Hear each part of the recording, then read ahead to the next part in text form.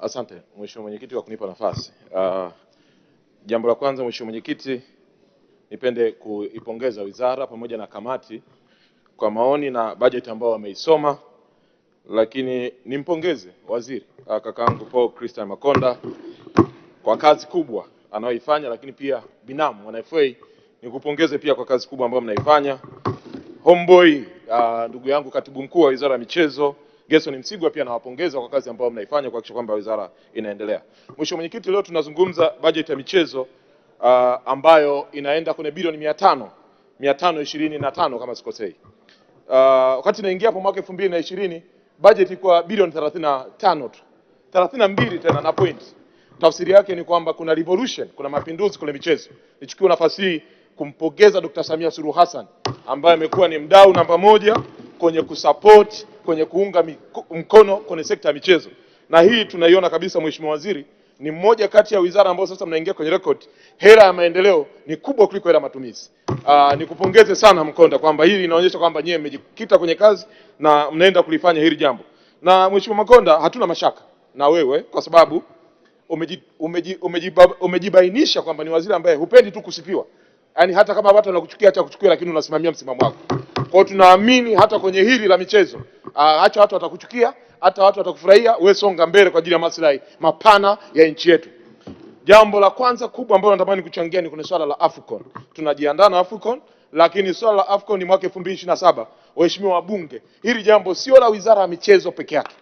Hili ni swala ambalo linahusisha wizara zote. Linahusisha wizara ya TAMISEMI, linahusisha wizara ya Maliasili, inahusisha wizara ya TANESCO kwa maana ya nishati, wizara tofauti tofauti. Tusiache msalaba huu tukamwachia Makonda peke yake, tutaaibika.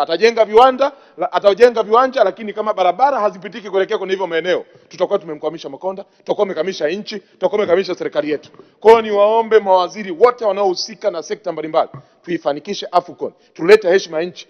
Mheshimiwa Rais ametoa fedha nyingi sana kulipia hili jambo. Lazima kila waziri aone huu ni mzigo wake, sio mzigo wa Makonda peke yake. Kwa sababu tukiacha sekta ya michezo peke yake, kuna wagonjwa watatokea, lazima hospitali ziwe ni bora. Kwa lazima sekta ya Wizara ya Afya iingie. Lakini pili, tunahitaji pia utalii kuanzia kwenye airport, kwenye madereva taxi na maeneo yote ya mahoteli, kuwe na hospitality, diplomatic hospitality kwa wageni ambao watakuja kwenye AFCON. Lakini haya tunatamani wizara zote ziweze kuhusika, na hilo natamani sana Mheshimiwa Waziri ufanye namna jinsi ya kuendelea kuongea na wizara zingine ili muweze kulifanya. Jambo lingine Mheshimiwa Waziri, nataka kukushauri, wewe ni mdau wa vijana, ni mdau wa maendeleo ya michezo. Ninatamani wizara yako muanzishe mfuko wa vifaa vya michezo mashuleni. Mfuko wa vifaa vya michezo mashuleni. Mheshimiwa Waziri, sisi hapa wabunge karibia kila sekondari, kila shule ya msingi wanatuomba vifaa vya michezo. Andika historia.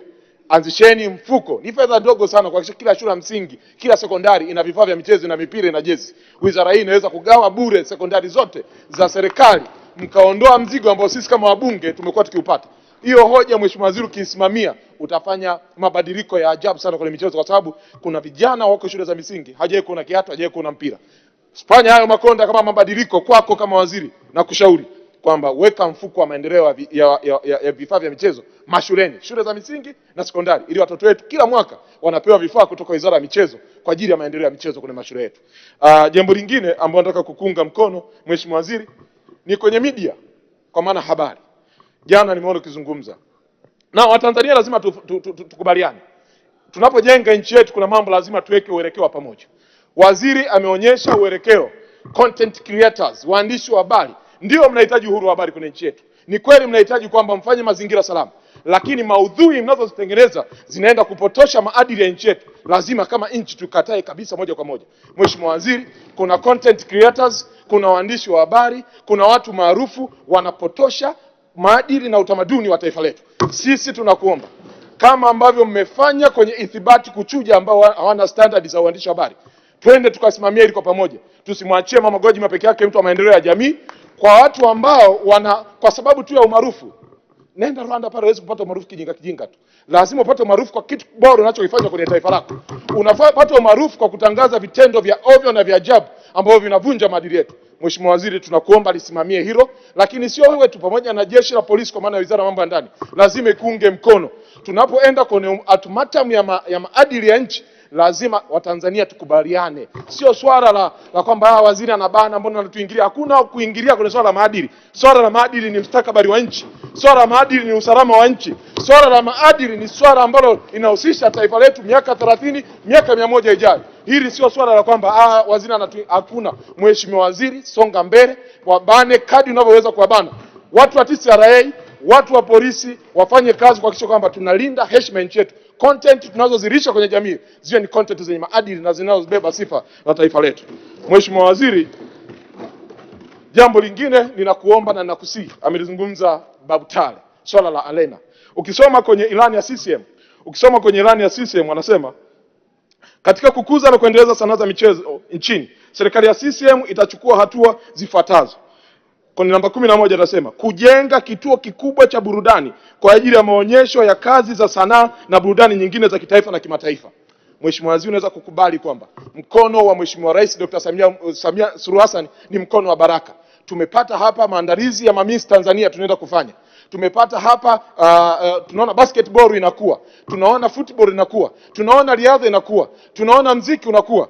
Lazima tuwe na arena. Mheshimiwa Waziri, hatuna option nyingine. Lazima tuwe na ukumbi mkubwa ambao arena si tu tunaangalia katika kufanikisha matukio, tunaangalia katika kukusanya mapato, tunaangalia katika kutangaza utalii wa nchi. Leo ukienda Kigali Arena, watu jinsi ambavyo kila mara matukio yanafanyika, ni vema nchi yetu kaenda kwenye hili jambo. Mheshimiwa Waziri, na mimi nikuhakikishie kwamba ukilifanya hili utaleta heshima kwenye taifa, utaleta heshima kwa serikali ya Chama cha Mapinduzi, lakini zaidi utekelezaji wa ilani ya Chama cha Mapinduzi kama ambavyo imeahidi kwa wananchi. Lazima tuwe na arena na lazima tulisimamie hilo.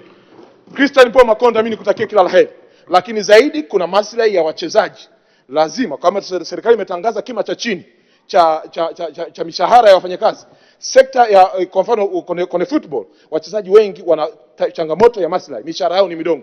Lazima tu set standard kwamba kwa level hii tuliyoifikia, ndani ya ligi kuu kuna watu wanapokea milioni 80, kuna watu wanapokea milioni 50, na ndani ya ligi kuu kuna watu wanapokea shilingi 300,000, 20,000, na 200,000, 400,000, milioni 1 ndani ya ligi kuu. Lazima tu set standard ya mishahara angalau kuanzia kima fulani kwenda juu, ili kuzuia rushwa, lakini pia upangaji wa matokeo. Kwa ni vema tukalisimamia hilo Mheshimiwa Waziri, ili kuleta usawa na usawia. Mwisho na zaidi nikutakia kila laheri, na iunga mkono budget, na watakia kila laheri kama mwanamichezo, na niwaambie Watanzania, michezo ni passion. Michezo ni passion, sio kila mmoja anaweza kuwa mwanamichezo. Mwanamichezo namba 1 Tanzania mwenye passion ni Dr. Samia Suluhu Hassan. Tumeona akifanya kwenye football, tumeona akifanya kwenye ngumi, tumeona akifanya kwenye mamisi, kila eneo. Basi tuwaunge mkono, bajeti iweze kufanikiwa, na asanteni sana.